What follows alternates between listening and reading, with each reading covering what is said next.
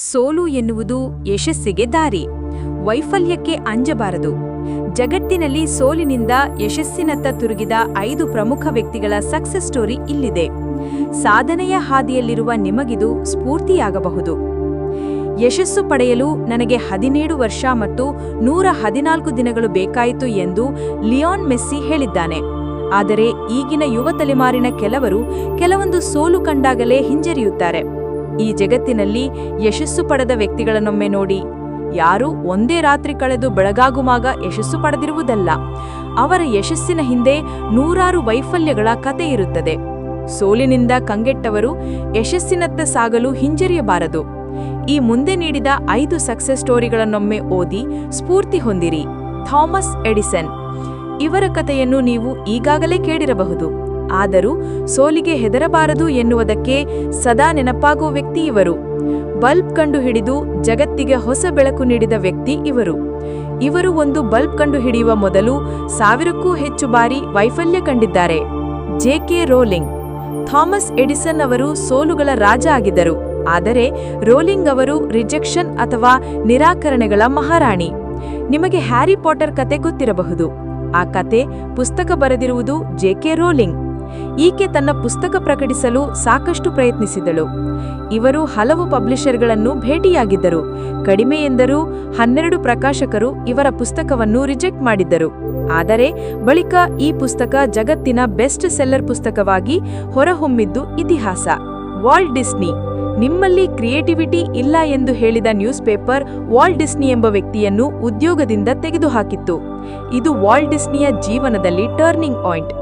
ತನ್ನ ಕಣ್ಣಿಗೆ ಬಿದ್ದ ಇಲಿಯನ್ನೇ ಜಗತ್ತಿನ ಪ್ರಮುಖ ಕಾರ್ಟೂನ್ ಕ್ಯಾರೆಕ್ಟರ್ ಆಗಿ ಪರಿವರ್ತಿಸಿದ ವ್ಯಕ್ತಿ ಇವರು. ಮಿಕ್ಕಿ ಮೌಸ್ ಈಗ ತುಂಬಾ ಫೇಮಸ್. ಡಿಸ್ನಿಗೆ 22 ಅಕಾಡೆಮಿ ಪ್ರಶಸ್ತಿಗಳು ಬಂದಿವೆ. ಇತಿಹಾಸದಲ್ಲಿಯೇ ಅತ್ಯಧಿಕ ಬಾರಿ ಆಸ್ಕರ್ಗೆ ನಾಮಿನೇಟೆಡ್ ಆದ ವ್ಯಕ್ತಿ ಇವರು. ದಿನಪತ್ರಿಕೆಯು ಇವರನ್ನು ಉದ್ಯೋಗದಿಂದ ತೆಗೆದುಹಾಕಿದಾಗ ಸಾಕಷ್ಟು ಕಷ್ಟವಾಗಿತ್ತು. ಆ ವೈಫಲ್ಯವೇ ಹೊಸ ಯಶಸ್ಸಿಗೆ ದಾರಿಯಾಯಿತು. ಜಾನ್ ಕೋಮ್. ವಾಟ್ಸ್ಆಪ್ ಬಳಸುವ ನಮಗೆಲ್ಲ ಜಾನ್ ಕೋಮ್ ಗೊತ್ತಿರಬೇಕು. ಆತನೇ ವಾಟ್ಸ್ಆಪ್ ಸಹಸ್ಥಾಪಕ. ಈತ ಕೂಡ ಹಲವು ರಿಜೆಕ್ಷನ್ಗಳನ್ನು ಕಂಡವ. ಉಕ್ರೇನ್ನ ಸಣ್ಣ ಗ್ರಾಮದಲ್ಲಿ ಜನಿಸಿದ ಜಾನ್ ಕೋಮ್ ಕಷ್ಟದಲ್ಲಿಯೇ ಜೀವನ ಆರಂಭಿಸಿದ. ಈತನಿಗೆ ಫೇಸ್ಬುಕ್ ಕೆಲಸ ನೀಡಲು ನಿರಾಕರಿಸಿತ್ತು. ಬಳಿಕ ಈತ ತನ್ನ ಸ್ನೇಹಿತ ಆಕ್ಟನ್ ಜೊತೆ ಸೇರಿಕೊಂಡು ವಾಟ್ಸ್ಆಪ್ ಎಂಬ ಆಪ್ ಅಭಿವೃದ್ಧಿಪಡಿಸಿದ.